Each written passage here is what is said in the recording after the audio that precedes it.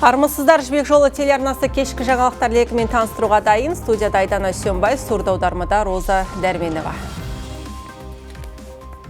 Жаз аяқталмай жатып, жылыту маусымына қатысты тақырыптар күн тәртібіне шықты. Ол үшін биыл 40 миллиард теңге бөлінген, бірақ соған қарамастан тариф қымбаттамақ. Бұл туралы үкімет үйінде өткен баспасөз мәслихатында баяндалды. Жауаптардың сөзінше бұған дейінгі маусымдарда болған апаттар қайталанбайды. Ол үшін кезең-кезеңмен жөндеу жұмысы көзделген. Толығырақ тілшіміз тарқатсын. Биыл жылыту қазандықтары жаппай жөндеуден өтпесе де, қауіпті құрылғылар толық істен шықпақ. Нақтырақ айтқанда 10 энергоблок, 63 қазандық пен 39 турбина күрделі жөндеуден өтуде. Бұдан бөлек 5 энергоблок, 30 қазандық, 18 турбинада орташа жөндеу жұмыстары жалғасып жатыр. Салыстырмалы түрде алғанда өткен жылы дәл осы кезеңде 7 энергоблок пен 50 шақты қазандық жөндеуден өткен, яғни биылғы жұмыс көлемі 20%-ға артық. Тиісті кестелер бар, ол бірақ өңірлік кестелер. Біз егер станцияларды республикалық деңгейде жүйемен қарасақ, жылу желілерін әр өңірдің де бекітеді. Оны біздің әріптестер бақылау комитетімен бірге жасап жатырмыз. Вице-министр айтқан жұмыстарға 40 миллиард теңге бөлінген. Бұл қаржының негізгі бөлігі тариф есебінен, ал жетіспейтін тұстар республикалық бюджет пен үкімет резервінен жабылады. Еске салайық, былтыр желілерге бөлінген қаржы көлемі 26 миллиард теңге шамасында болған. Биыл пилоттық жоба ретінде 35 табиғи монополия субъектісі бекітілді. Қарастыру сатысында тағы 22 жоба болып жатыр.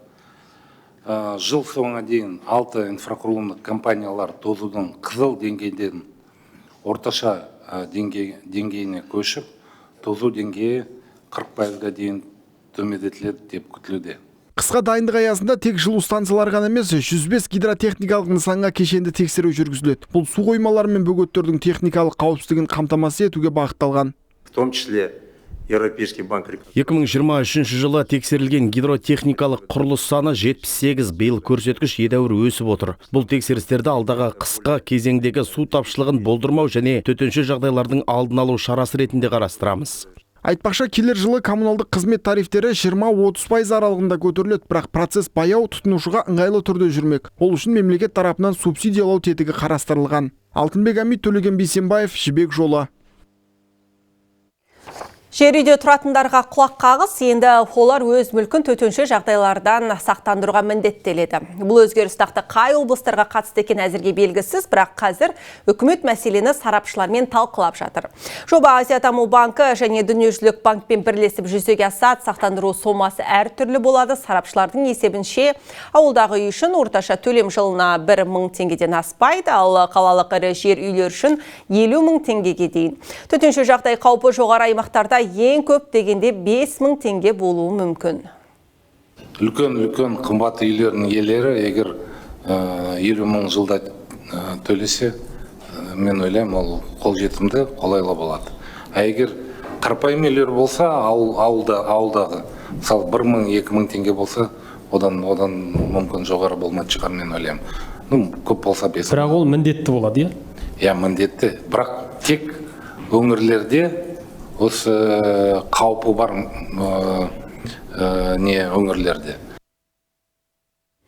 Ал бүгін көптеген талапкер мен ата-ананың иығынан жүк түсті. Біразы қуаныштың көз жасына ерік беріп, қуанышын әлеуметтік желіде бөлісіп жатыр.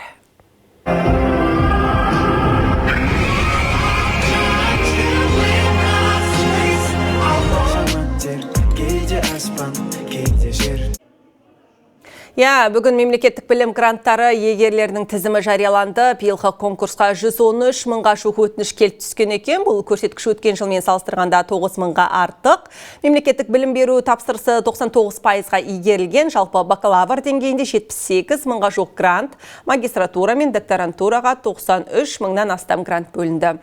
Айтпақшы, экономиканың басым салалар үшін жоғары білікті кадрлар даярлау мақсатында гранттардың 60% инженерлік және техникалық бағыттарға бөлінді. Серпін бағдарламасы аясында халық тығыз қоныстанған өңірлерден шыққан 2000-нан астам бала солтүстік, шығыс және орталық өңірлердегі жетекші жоғары оқу орындарына оқуға түсті.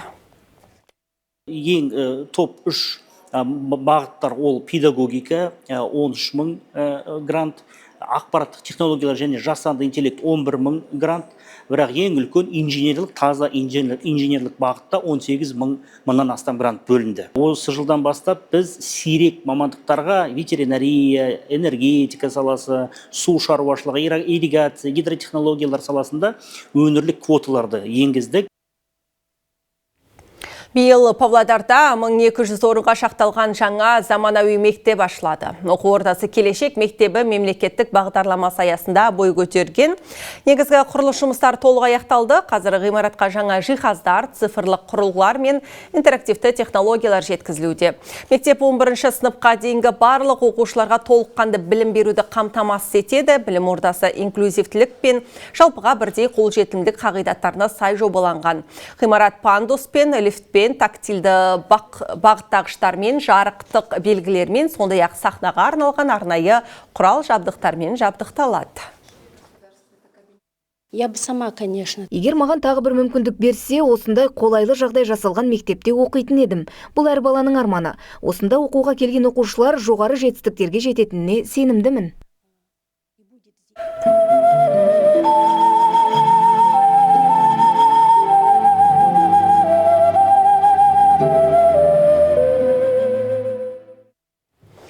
Қазақстанда абай өлеңдері әлем тілдерінде атты халықаралық челлендж өтіп жатыр. Бастаманы ұлттық академиялық кітапхана көтерді.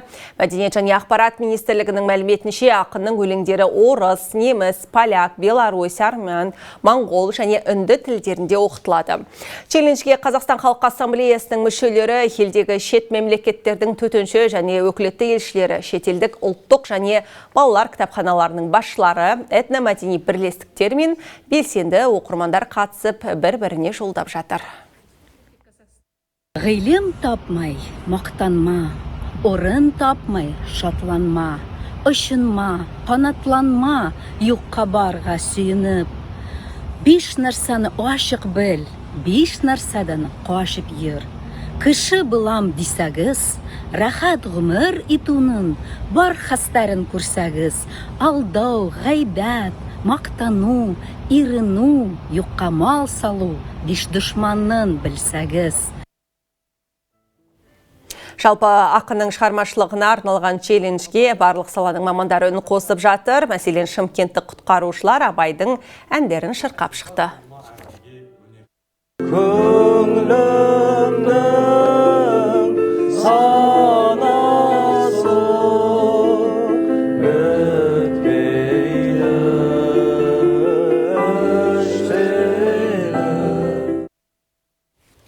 Абай Құнанбайұлының 180 жылдығына орай Алматыда қос бірдей кітап жарық көрді. Біріншісі Ұлы Абай мен үндесу жыр жинағы. Оқырманға жол тартқан тағы бір еңбек Абайдың толық адам ілімінің негіздері деп аталады.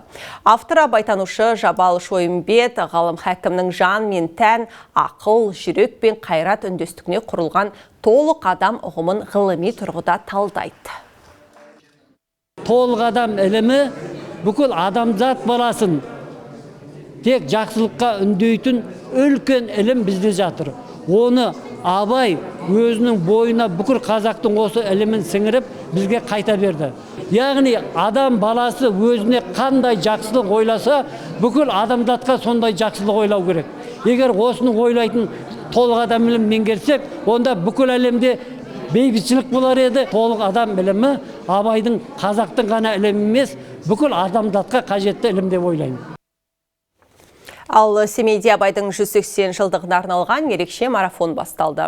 Бұл жай ғана жарыс емес, ұлы даланың рухын бойына сіңірген символдық сапар Семей Қарауылтөбе бағытындағы 180 шақырымдық ультрамарафон халықаралық әуежай маңынан бастау алды. 100-ден астам спортшы Абайдың туған топырағына тағзым етіп ұзақ сапарға аттанды. Жол бойында әр 10 шақырым сайын 17 тынығу және тамақтану бекеті қойылған, алайда жарыс шарты қатаң. Демалуға тіпті көз ілуге де рұқсат жоқ. 180 шақырымда еңсеруге 26 сағат берілген, финишке бірінші болып жеткен адамға автокөлік сыйға беріледі. Мен Наурыздың жағынан кеп тұрмын, Қостанай жағынан. Мына мен енді 3-ші рет қатысайын деп жатырмын. Абай атамыздың несіне мына 180 жылдығы болып тұр ғой. 80 шақырым жүгіріп өткем, 2 рет қатыстым өзі. Мына 3-ші рет қатысайын деп жатырмын. Мына жастарға үлгі болсын деп, мына тойларыңыз құтты болсын, бәрімізге ортақ қой. Ал Шымкентте әскери борышын өтеп жүрген сарбаз Жұлдызбек Ромашев Абайдың 50-ге жуық өлеңін жатқа оқиды. Домбыра шертіп, әнде салат, осылайша ақын мұрасын замандастарының арасында насихаттап жүр. Өнерлі жауынгермен әріптесім Қанат Жүнісбек тілдесіп қайтқан еді.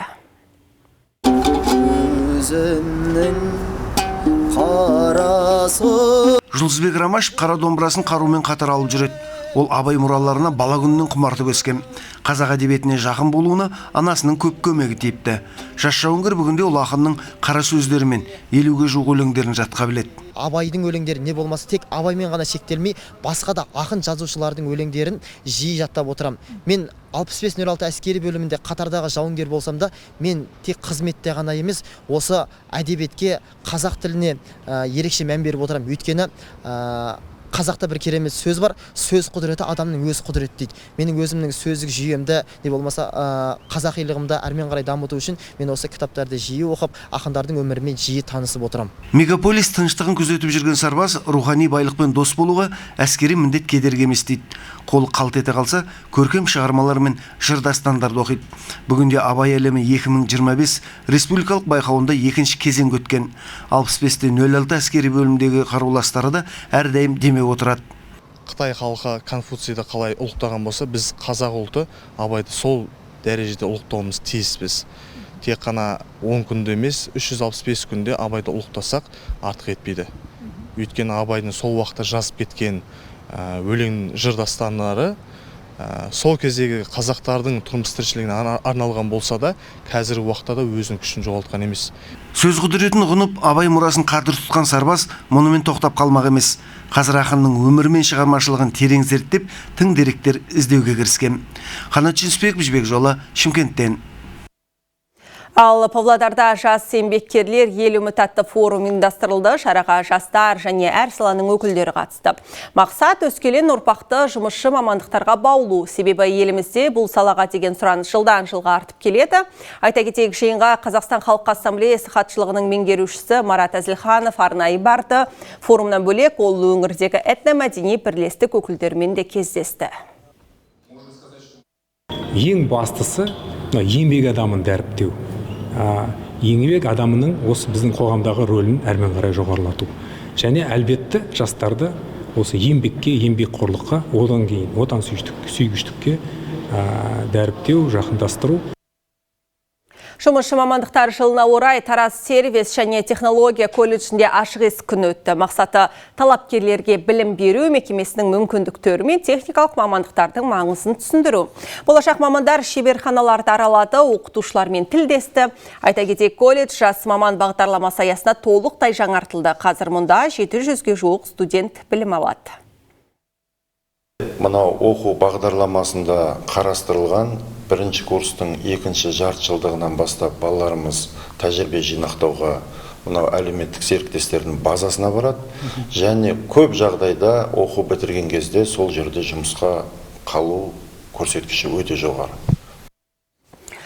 Сондай-ақ Таразда 50 мекеме бос жұмыс орындарын ұсынды. Олар негізінен білім беру, денсаулық сақтау, құрылыс, өндіріс және қызмет көрсету салаларына қатысты.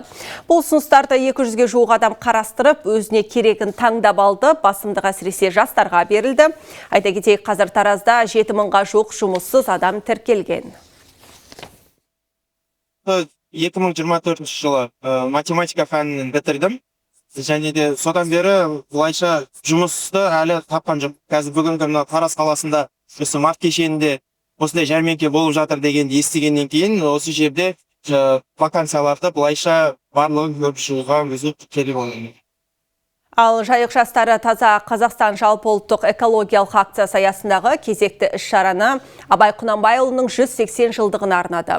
Бұл жолы еріктілер Хұлы ақын атындағы даңғылда орналасқан балалар ойын алаңдарын ретке келтірді. Қоршауды орындықтар мен ойын құралдарын сырлап, жаңа кейіпке енгізді. Жалпы жоба аясында Оралдағы 50 ойын алаңын абаттандыру көзделсе, оның 3-і осы даңғылда орналасқан. Белсенді қыз жігіттер аталған нысандарды Абай күніне дейін жөндеуді жоспарлап отыр.